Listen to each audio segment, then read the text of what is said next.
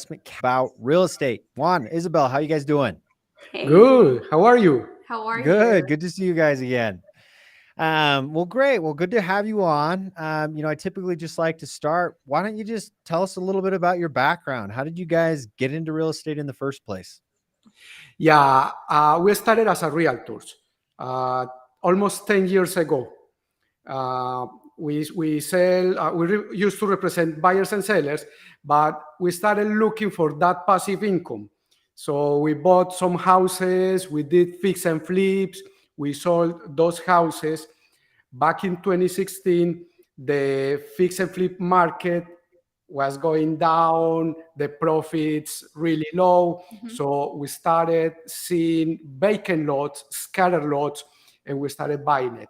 Uh, we initiate constructions, and then some friends and family join us, and now we are here. Now we have built over 250 houses in the past 6 years, Mhm. Wow. 5 6 years.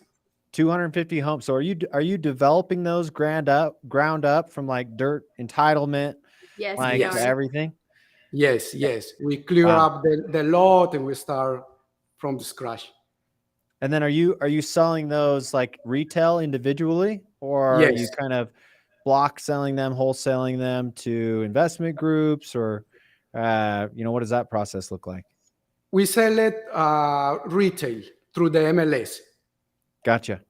Yeah. Cool. Well, that's awesome. And primarily, where are you based out of? We are in Orlando, Central Florida. We are building in Ocala, Florida. Okay, also in Florida. So you guys get a state of the Also home Florida. state then, huh? Yes, Correct. correct. Oops. Love it. Love it. Got you. So you started as agents, right? Just brokering deals, and then you got into development. We have a Yes. lot of listeners that are nervous to just get into their first deal, right? And actually, go from some sort of W-2 job or role, or and then finally to, taking down their first investment opportunity. So, what advice would you have, to someone who's just totally brand new, thinking about getting into maybe real estate or some other investment opportunity? What advice would you have for them? Surround with the right people. If you're going to do it by yourself, it is really difficult, Yes, it is. and you will pay the price to learn. So surround with the people that have knowledge. Leverage is not only in other people's money; it's other people's time, other people's knowledge. So that is my best advice. So, okay, going off of that, like, what if I don't know anybody, right? Like, where do I go to find people that, I should be surrounding myself with? Let's talk. Talk with me. Okay, there we go. I mean, what did you guys do? How did you start getting connected? Did you go to local chapters? Did you join communities? Like, what sort of approaches, would you recommend to others as well? We started in a brokerage, investment focused. Mhm. So we all in this brokerage, we all bought our own houses, and basically it was the main focus of the brokerage. That Yeah, and so we had that guidance, yeah, So even though there's a lot of things that you just learn when you get in it, like you have to get your feet wet, mhm, and that's when you start getting all this knowledge, and for more than others come and try to tell you do this way and that way, there's a lot more to learn when you're at it. But we had amazing people that helped us and guided us, and that's the way that we started. And we started, like Juan said, with flipping homes. So, and when we started doing the building, when we started building the homes, we thought it was going to be very similar to flipping, and it wasn't. So it was a very it was a difficult curve, right? it was learn it was curve. a Yeah. learning curve, and it was the only way for us Mhm. to get all that knowledge, just to get wet and do it. Yes. Yeah.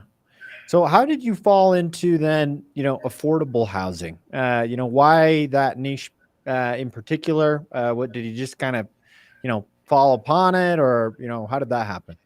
After analyzing the different niches, we see we can do Section 8, we can do luxury homes, we can do average homes, but we realize that affordable housing, it's called anti-crisis. So if somebody is renting and he can buy his first house, that is the entry level. Or on the other hand, if somebody can afford the house they have, they are about to lose it, they can sell it. Today they have equity, so they can restart again from an As a affordable way house. to downgrade as Yes. well. Yes. Yeah, gotcha.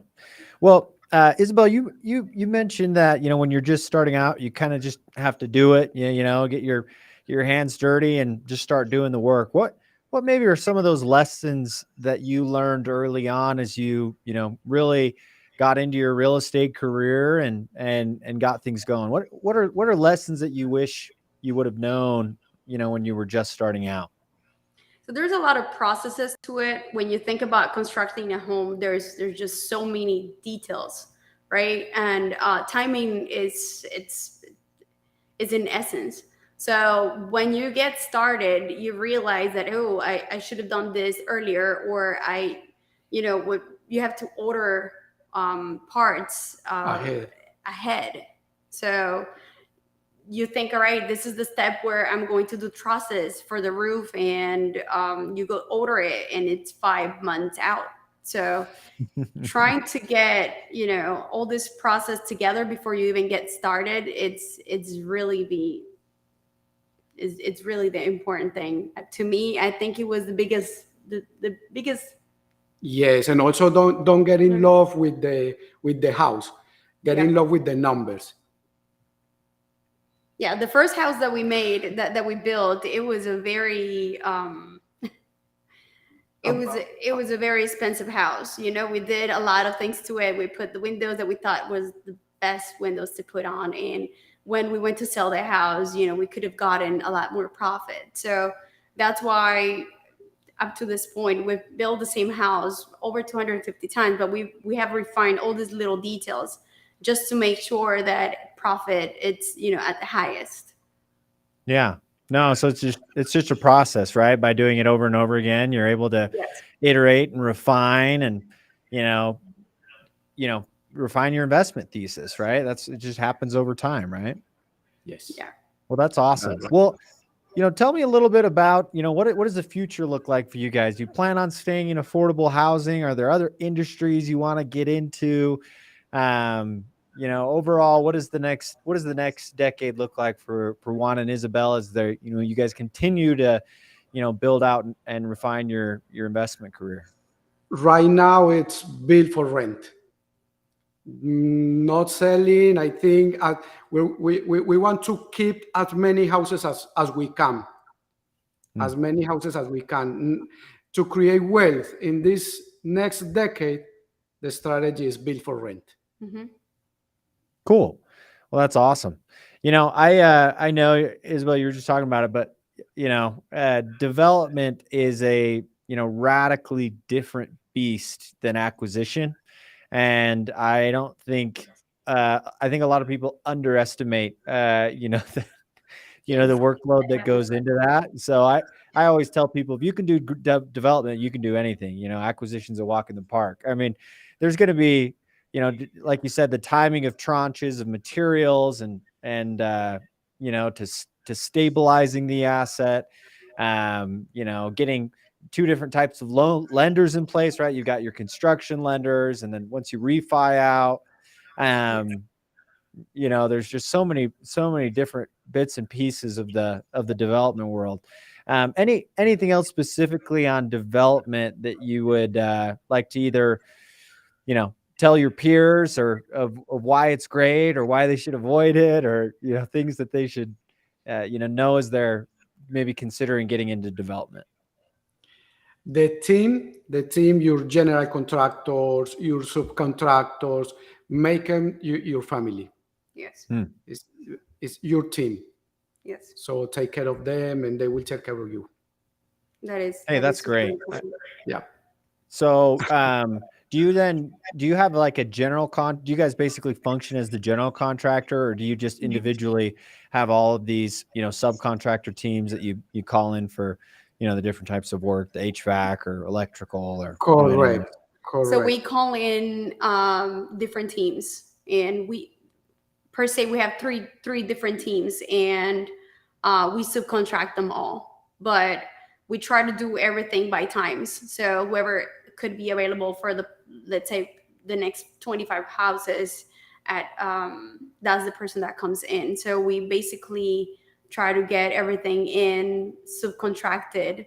But we do also have our contractors that work directly with us, and then we have our project managers, which are working with us hand by hand every single day. So Yeah. No, that's great. I love it. Hey, why don't you tell me a little bit about how you guys, select your market in specifically? I mean, there's, a million different places that you can get into real estate and build real estate or buy real estate. What are some of the reasons or metrics you look at when assessing different geographies to, plant your real estate business? Yeah, looking at the path of growth of the cities. We did back in 2020 when the pandemic hit. We spent the whole quarantine analyzing markets. Where is the cities growing? So when we see that the population is growing in this city, the city is friendly, it's investor friendly,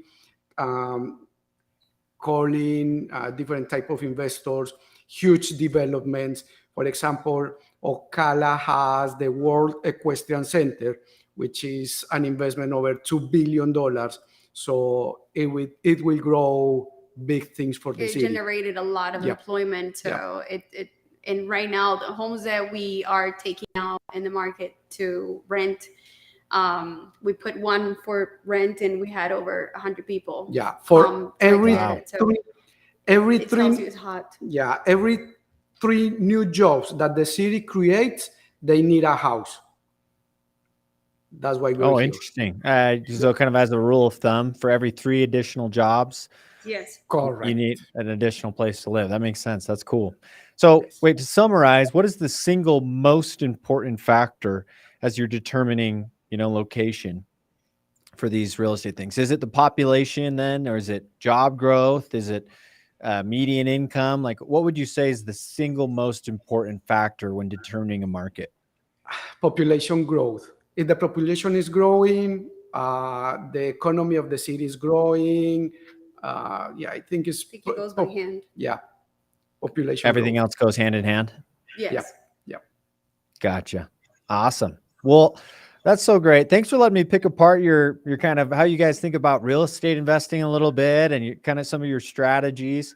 Before we wrap up for the day, is there anything else you'd like to tell your listeners? Just experiences you've had, or why you decided to get into the fund management world. Any pieces of advice? Don't be scared to grow. Sometimes growing it can scare you, but don't be scared. Let's do it. Love it. And Isabel, from you? For me, I would say, I totally agree with what Juan says. Don't be scared, and surround yourself with the right people. I know sometimes it's difficult. Hey, I don't know anyone, but you could put yourself in places where you get to know people that are in this business. I think to us, it's been one of the biggest pieces. Who we have been surrounded with we have friends that have pushed us when we thought, let's just not continue, which it happens, and it happens to all of us. And being around these people that have been through it too, to push you to keep your eyes, looking forward. It's important. It's very important, and it keeps you with, how how do you say? That's where I have it. You're in Spanish. focused. It keeps you focused. Yeah, Yeah. keeps you focused. Hey, well, that's awesome. Well, I appreciate you guys coming on today. If people want to get in touch with you, where's the best place to do that? Instagram as Myre, MYRE, inversiones. Is investments in Spanish. Gotcha. Okay, perfect. Well, thank you Thank you so for much. having us. Appreciate you guys. Oh, what's that? Thank you for having us. Hey, no, yeah, it was great having you guys on